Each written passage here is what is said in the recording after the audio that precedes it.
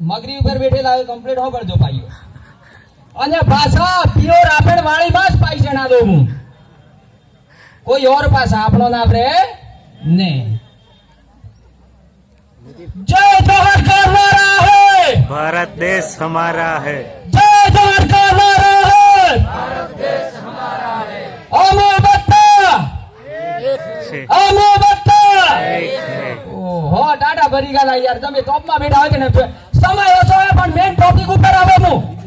સમય બિલકુલ ઓછો છે 2-5 મિનિટનો જે સમય ફાળવો છે સાહેબ એના અનુસંધાને હું તમને 100% સચોટ માહિતી આલો આજ જે ઘટનાઓ ઘટી જે અહીંયા મંચસ્થ ઉપરથી જે લોકોએ તમને નિવેદન આપ્યા એ નિવેદનનું સોલ્યુશન કરવું એ બધું આપણે સમાજના વ્યક્તિઓની ફરજ આવે એ ક્યારે આવી શકે કે મહાન ક્રાંતિકારી જનનાયક બિરસા મુંડા ક્રાંતિકારી જનનાયક ગાંધી ભીલ પૂજા ભીલ કાલીબાઈ કળાસવા જયપાલસિંહ મુંડા આજે 26મી જાન્યુઆરી દિવસે 1950 ની અંદર બંધારણ લાગુ કરવામાં આવ્યું એ બંધારણ લાગુ કેમ કરવામાં આવ્યું કે જ્યારે તમને દરેક વ્યક્તિને સમાન અધિકાર આપવામાં આવ્યો એ કોને આપ્યો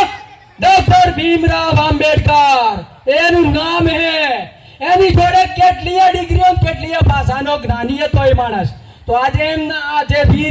વીર સપૂતો હે એમના પ્રતાપે આજે જળ અને જંગલ જમીનોના અધિકાર જે મળ્યા હે એ એમની આજે આપણને દેન હે બતોન એટલે આવનારા સમયમાં જે ટાટિયા મામા જે લૂંટતો અને ગરીબોને વોટતો એનું આજે ઉલટું થઈ ગયું હે થોડો કાપવા વાળા ગરીબોને લૂંટે ને અમીરો ના લે વોટીરો આખું શાસન આપણું થઈ ગયું હે તમે એને ધ્યાનથી જોજો આજે ગ્રામ પંચાયત થી માંડી અને બોલવાનું તમને કોઈને થાતો નહીં આ તમને પહેલે કહું સમાજની અંદર કે સમાજની બહારથી આવેલા વ્યક્તિઓને ક્યાંક જો મારી વાણી ગલત રીતે જો જીભ લપટી જાય તો હું સૌથી પહેલા તમારી જોડે માફી માંગી લઉં સૌથી પહેલા તમારી ફરિયાદ કરો પોતાની ગ્રામ સભાથી ફરિયાદ કરો અને ગ્રામ સભાની અંદર પોતાના વોર્ડની અંદર જે શબ્દ છૂટો એને પણ તમે એટેકમાં લેતા શીખો બીજા નંબરમાં સરપંચને એટેકમાં લેતા શીખો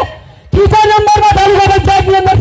તાલુકા સભ્યને એટેકમાં લ્યો જિલ્લા પંચાયતમાં જજો જિલ્લા સભ્યને એટેકમાં લ્યો જિલ્લા પંચાયતના તાલુકા દરેકને તમે એટેકમાં લ્યો અને ત્યાં એટેક લેતા તમે સીધા વિધાનસભાનો જે એમએલએ બનીને રે એને પણ તમારા પ્રશ્ન પૂછો વર્ષો વીતી ગયો 45 વર્ષ મારો થઈ ગયો પણ આજ સુધી સ્થાનિક એમએલએ મેં નહીં દેખી શકો આવનારા સમયમાં આદિવાસીઓના મુદ્દા લઈને હેડ હે આદિવાસીઓનું જે શોષણ જે પીડિત થયેલા હૈયે અને જે ઉત્તર ગુજરાતની આદિવાસીની દશા કેવી હે તો બધા જોણીએ આપી કે નહીં ખબર ઉત્તર ગુજરાતની સમસ્યાઓ થાય પોસમોટાનો બનાવ બનો પાડલિયાનો બનાવ બનો કાળો ખેતરનો બનાવ બનો મગવાસવાળો બનાવ બનો ખરું ને સાહેબ મગવાસવાળો બનાવ બનો ને છતાંય આજ સુધી આપણને આખરી ઓપનું રિઝલ્ટ નથી મળતું કેમ નહીં મળતું તો એનો મુખ્ય ઉદ્દેશ એક જ છે કે હું એક કેસ ખોમી બતાડું કે શિક્ષણનો પ્રભાવ નહીં આપણે એરિયામાં 1950 પહેલાનું તો કે શિક્ષણ હતું મને ખબર હોય કે નહીં શિક્ષણ આપણા જોડે પણ 1950 પછીની શાળાઓ જે આવી તો ધીરે ધીરે આપણે શિક્ષણની નીતિ બતાડી એમાં આપણે શિક્ષણ લેતા હતા એમ આજે જાગૃત થા અને આજે એ જ જાગૃતિ આજે એ જ શિક્ષણની આજે જે ઉભીને રહેલું બીજ આજે સ્ટેજ ઉપર પેલો કે નાચવા વાળો કેમ નો હે હાગી ભીલ પ્રદેશ નો નાયક તો હાગી હોલીવુડ ને બોલીવુડ का नगर पासू करेला है केम नो તું તાળીઓ બગાડવાના સૈયા માટે આવા કલાકારો તૈયાર કરો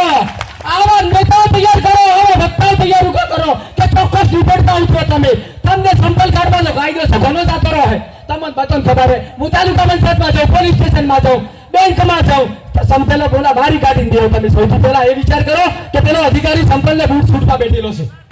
તો તમે સંપલનો અધિકાર તમને જગોનો ભાગ આ બેઠેલા રહે જગોનો અધિકાર તમને આપેલો હે તો એ અધિકારનો ઉપયોગ કરો જ્યાં સુધી તમે જાતે અધિકારનો ઉપયોગ ના કરશો ત્યાં સુધી તમે આ હે અમના ઓમે સુરે એવા બનો तलवार की धार ऐसी बनाओ बकरा काट में जब एक खून का बूंद ना छाटे इधर और तीर कमान की ऐसी ताक लगाओ कि जनियर बढ़कर इन होनीवार पार में हरी जाऊं संविधान ने कलम की ताकत વોણીએ ને બોર પી સાલો કે સરકારો में લડતે લડતે આર પાર ને હરી જઈએ. આજે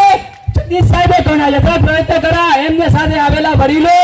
અને જે મંચ જે બધા બેઠેલી આપણી સાજમ છે, આ સાજમની ટૂંકો તમને પરિચય આલી દઉં. સંસદ જુદી, વિધાનસભા જુદી. જે આપણી સાજમ है 5 જણાનો વર્ષોનો ઇતિહાસ છે. સાજમ એ આપણી સંસદ है અને સાજમ પર જે આપણો કાયદો પસાર કરીએ એ સંસદને માનવો પડે. પણ એ કેદી આર્ટિકલ 13 પણ હો એને તો તમને ખબર પડે કે મારો પાવર હું હે. એટલે શિક્ષણ ઉપર મહત્વ જો ભાઈઓ વિશેષ મૂકવાય કે તો નહીં. ઘણા વક્તાઓ પડેલા છે. આવનારા સમયમાં જનજાગૃતિના કાર્યક્રમોમાં આપણે નેક્સ્ટ ટાઈમ આપણે નવા આર્ટિકલ વિશે અથવા આઈપીસી સીઆરપીસી વિશે આપણે માહિતી આલતા રહેવું અને હેરતા રહેવું. અને આવનારા સમયમાં યાદ રાખજો કે આ થોડો ઝંડો જે ફરકે ને શાંતિનું પ્રતીક, અને જે લાલ ઝંડો એ રક્ત રંજિતનું રાજ કહેવાય. લાલ ઝંડો એ ખૂનથી લથપથ થયેલી ક્રાંતિ है અને જે સફેદ ઝંડો है એ શાંતિનું પ્રતીક है. વાટાઘાટો જેમ પ્રથા શાંતિથી એનો નિવેડો કરીએ ત્યારે વ્હાઈટ ઝંડો લગાવીએ. એટલે મારી વાણી ક્યાંક ભૂલ થઈ છે તો હું ક્ષમા માંગુ વડીલો અને બે હાથ જોડીને માફી માંગુ. મારી વાણી વિરામ આપું.